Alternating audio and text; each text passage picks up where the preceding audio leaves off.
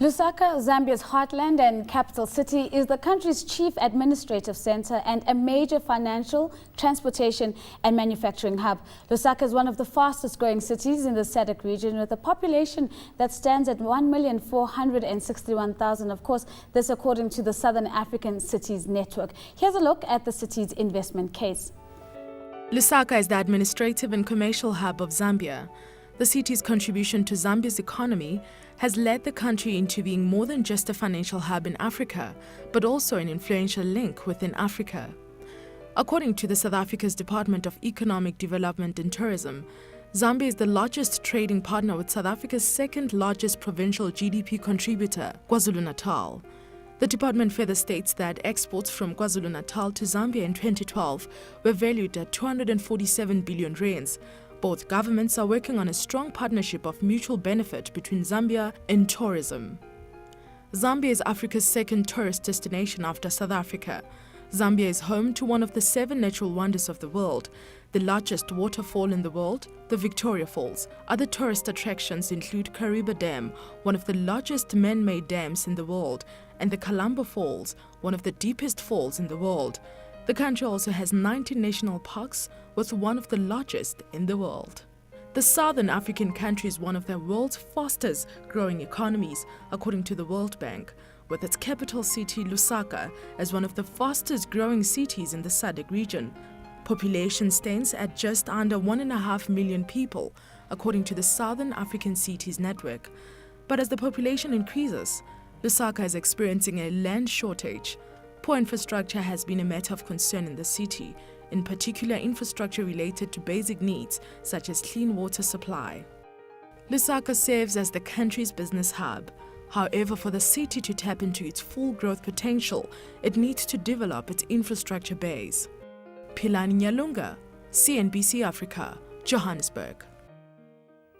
Joining me now in the studio to look at the investment case of the city of Lusaka is Thierry Boulanger, Director for IT and Business-to-Business Solutions at Samsung Africa. And in our Zambian Bureau, we are joined by Mark O'Donnell, MD at Union Gold, and Habinzu Mulunda, Public Relations Manager for the Lusaka City Council. Gentlemen, thank you so much for making the time to join me. Bindu, let me perhaps start off and come directly to you. If we are to consider that cities are the engines of growth, not only for their immediate population, but for the broader country, how do you think Lusaka is rising to that challenge?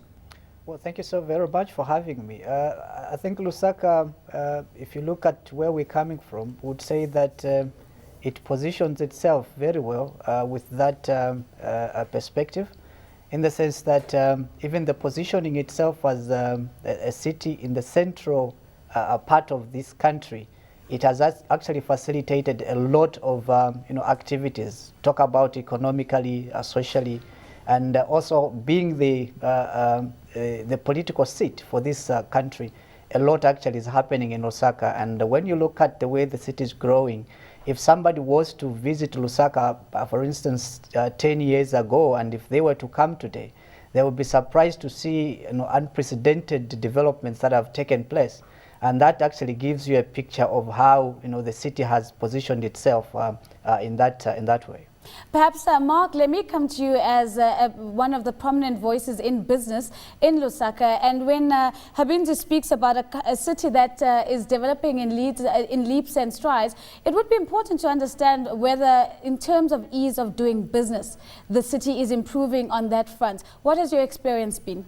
Yes, definitely, it's improving. As Habinzu says, where we've come from, it was a very difficult and challenging environment. And in the last few years, the government has been working extensively at reducing the amount of bureaucracy and red tape and trying to create an environment in which it's much easier to do business.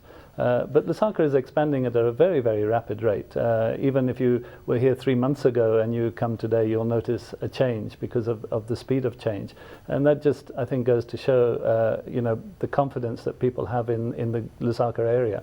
Thierry, I'm hearing a lot of positivity coming out of Lusaka, and yet this is at odds with some of the reports that we're seeing coming out saying that Lusaka or the country in general has slipped back a little bit in terms of the ease of doing business. Would your experience confirm that of Mark's, or would you have a different experience? I actually agree with both of them. I think we need to look at the slip in the rankings in context. From an Africa perspective, Zambia is one of the easiest countries to do business with, and I think it's a little bit more than just the ease of business. One has to look at the workforce that's available, the education of the workforce, the availability of the workforce, and how easy it is to make an investment, both from a financial perspective, to take the money out, to put the money in, etc. I think that's what's important for any multinational to actually see. So from that perspective, absolutely, we believe that it's a very easy country to do business in. Habinzu, let's look at the broader national drive to diversify Zambia's economy away from the heavy reliance that the economy currently has on copper exports. Where are the opportunities that investors could be looking at if they have their eye on Lusaka in particular? Well, I think there are quite a lot of areas where the investors can go into. Lusaka, it's not just only the issue of aspect, the economic aspect, which we're looking at. Lusaka is also a larger consumer of agriculture products. And as such, I think investors would also try to get into this sector to try and bring in their products in Lusaka. Looking at the way the population is growing, of course, would need a lot of products that we depend on, especially as Zambians. Agriculture is the most favorable area where we can also turn our attention to and ensure that we pump in resources and also attract a lot of investment in there. Mark, you're a diversified company. You've gone several avenues in terms of opportunities within the country and in Lusaka in particular. Where are you seeing the investment opportunities growing? I think what we have in Zambia is an emerging middle class of Zambians that have disposable income. So what you see is people have more money to spend. So in the retail sector, I'm involved in the retail sector, the hospitality sector, and the construction sector. And all those three sectors are showing very good signs of growth as this middle class emerges. So what we see is that people who are already in business are expanding their factories. The government is putting in a bigger road network in Lusaka. I think we're towering about 400 kilometers of road this year. There's a brand new water system being put in Lusaka to supply all the consumers with a better supply of water. There's a lot of infrastructure development taking place, which is helping to fuel the investment opportunities. So, definitely the country is experiencing about 7% growth. But when you look at that in context, most of that growth is taking place in the cities. And in reality, it's more growth in the cities than in the rural areas. So, this is where the economic activity is and where the investment opportunities lie. I think I agree very much with what Mark is suggesting here. We see that in the products that we're starting to sell in a much bigger portion.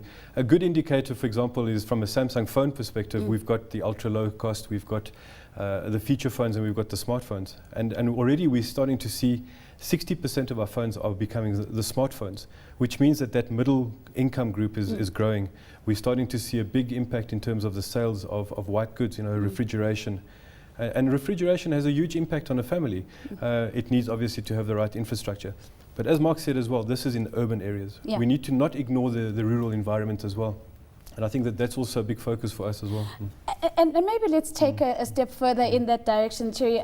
How is Samsung in particular partnering with the government to ensure that growth outside of the urban areas and outside of the cities is also happening? And most importantly, how are you enabling government to meet their developmental targets? So there's two aspects that we focus on. It's health and education. How can we ensure that we have the same level of education in a rural area and taking into consideration all the challenges that a rural area does pose? For example, infrastructure, electricity, availability, the security of the IT equipment, etc., making sure that the teachers are trained. And those are the solutions that we're putting in place for the rural environments. And in fact, we're busy developing what we call a digital village in Zambia, well, in the outskirts of Lusaka. We're also looking at health, where Our big challenge is to make sure that we make use of the doctors in the most efficient manner. And these are solutions that we're putting in place in rural areas, one of them being in Zambia as well. Habenzile, let me come back to you. I mean, it sounds as if government and the private sector are definitely on the same page in Lusaka, but of course there's also been a hint of negativity that we've seen in the media of late around some developing labor issues in the Zambian space. How do you respond to this? What would you say the state of labor is, especially in light of, where we're seeing government coming down and saying that they will not accept any dismissals and that there's been a review in terms of the minimal wage. How is this changing the ease of doing business?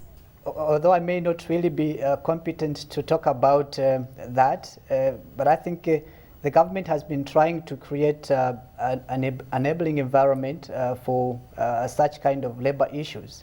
And I'm aware that the trade unions and the Ministry of Labor and the minister himself, they've been trying actually to ensure that they engage the private sector, to ensure that they also implement what the government is trying to bring to the people, looking at the promises which the government made. And they're also trying to ensure that the private sector implement the government vision and also the policies.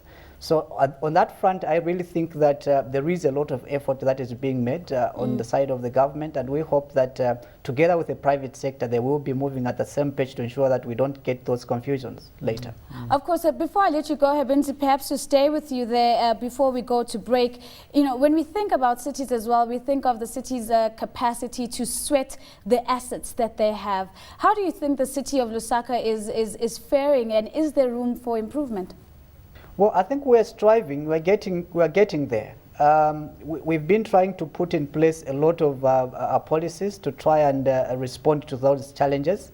But of course, the gaps that are still there, we rely on the private sector, to fill in the gap and try and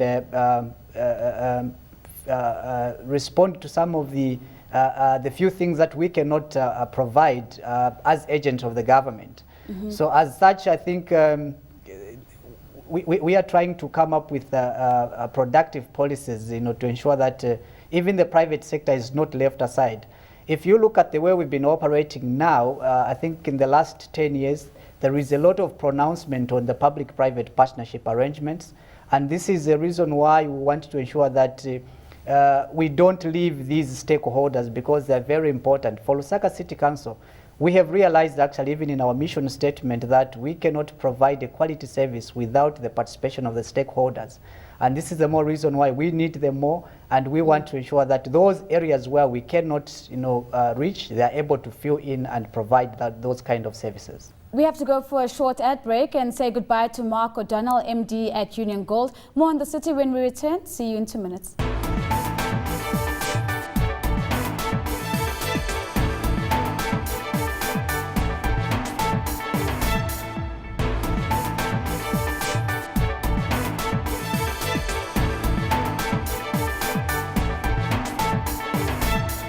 Welcome back to Invest Africa. Remember, we value your suggestions and feedback, so please send us an email to investafrica@abn360.com or interact with us on Twitter through @CNBC Africa, #InvestAfrica, or follow me at Nozi Pombanjwa. Still with me, my guest, Terry Bullinger, Director for IT and Business-to-Business Solutions at Samsung Africa. And in our Zambian Bureau, we have Abunzu Mulunda, Public Relations Manager for the Lusaka City Council. And we're now joined by Daniel Rees, Senior Manager for Global Infrastructure at KPMG. Gentlemen, once again, thank you for joining us. When we left just before the break, we said that we are going to pick up on public-private partnerships. Now, Terry, this is one aspect of the Samsung business that has really gotten off to a good start in Zambia. Let's talk a little bit about how the government's adoption of e-solutions to some of their targets has really enabled a good partnership.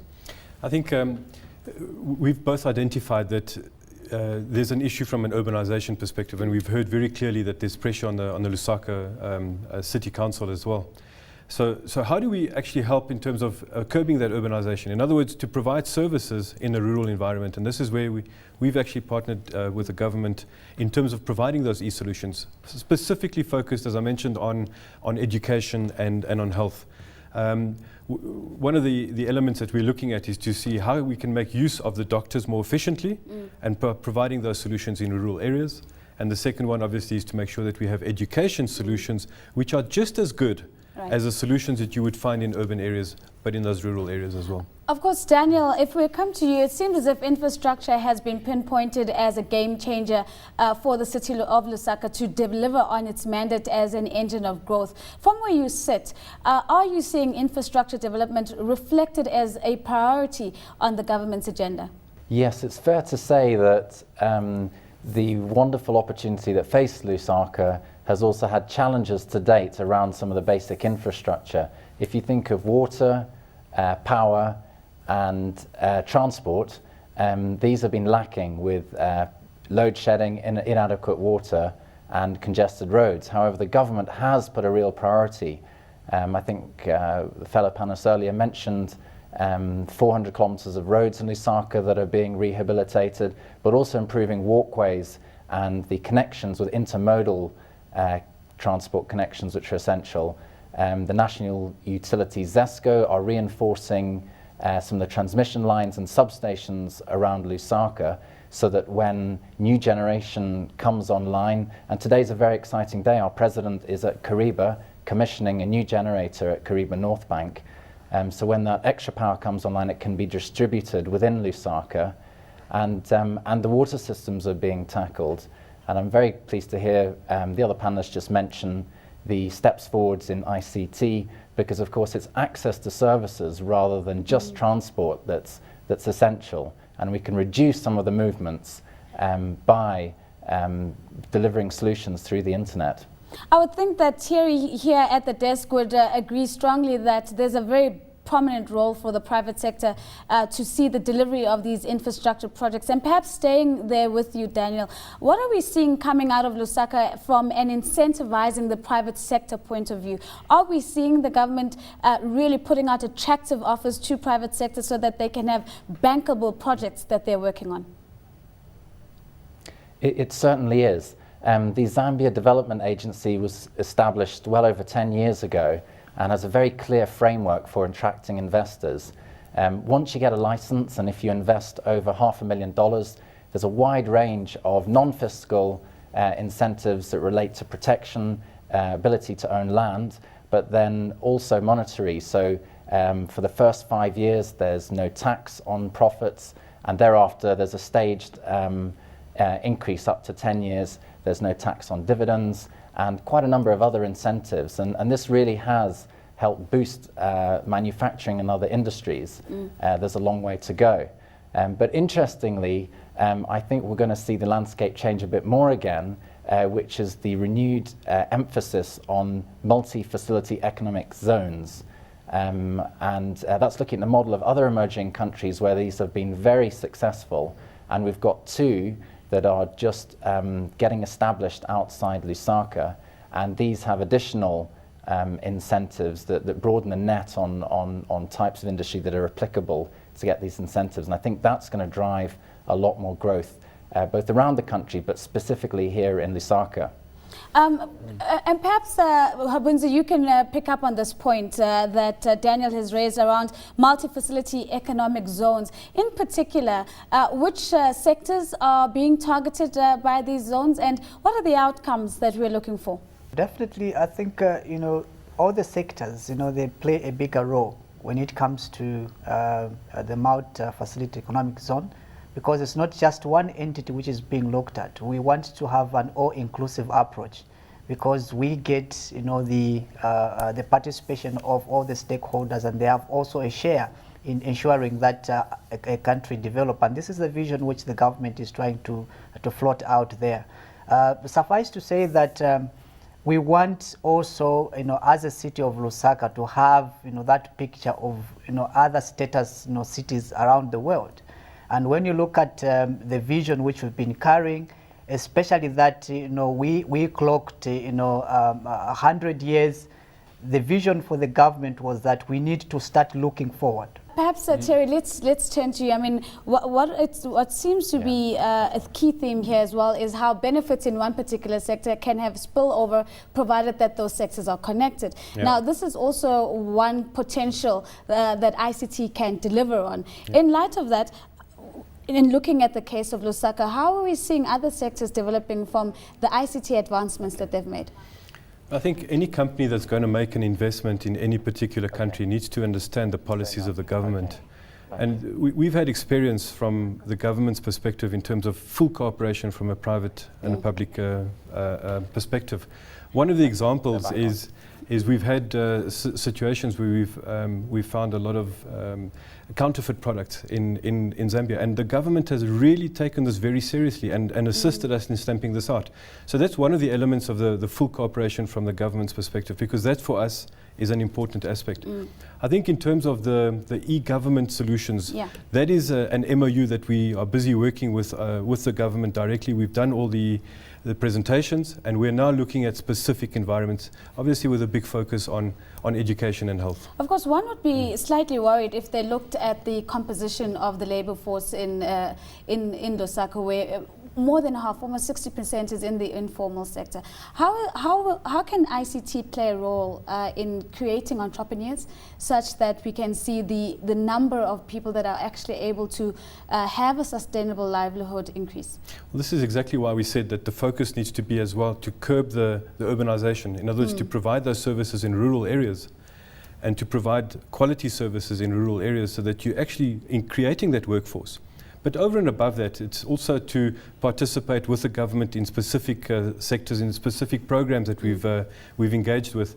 But imagine a generation going through a smart school environment, just one generation. In 10 years' time, your workforce has changed dramatically.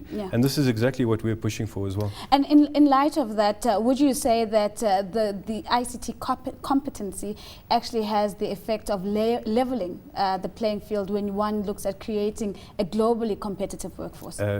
Absolutely, but also from an urban to a rural environment that has the necessary impact as well. Right. Let's perhaps stay with you a little bit longer, Chair. I mean, when we look at the future African cities, and we often hear about how these cities need to be shining beacons on the continent's economic growth story. Do you believe that when we look at the cities in relation to slums, that we're moving in the right direction? I think we are, but I think there's a lot more than just the basic technologies that are available in civilized environments, or let me call it in developed cities, such as cities that you'd find in North America or South Korea, or even in Western Europe for that matter. It's not to say that those solutions are ideal for African environments. One has to adapt the solution specifically for that. So that's where we're focusing on. And again, it's under the umbrella of Built for Africa. So we're looking at specific solutions which are designed and are adapted for African environments. And a solution can be a simple thing like just a refrigerator that has, if there's a power failure, as an example, that it actually keeps the food in a frozen state for a much longer period without power.